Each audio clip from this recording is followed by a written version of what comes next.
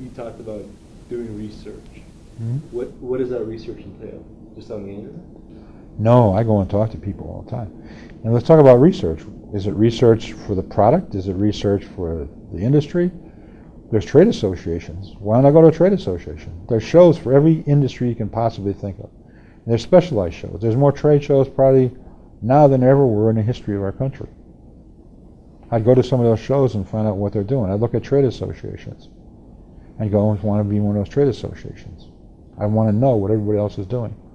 I'd go and talk to some of these other people, saying, hey, how'd you get started? How you doing this company? Because a lot of them are startup companies.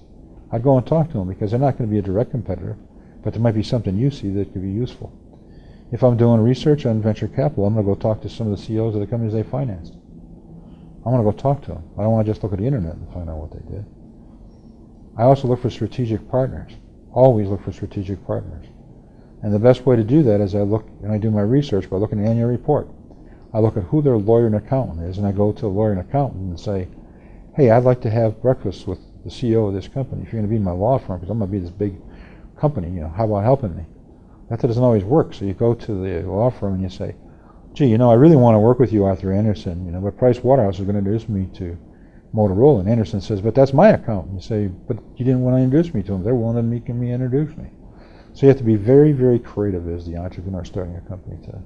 And that's part of the research. The research is going to a library beside that. There's all kind of books out there. Not everything's on the internet. There's a lot of information on the internet. You don't know if it's accurate or not.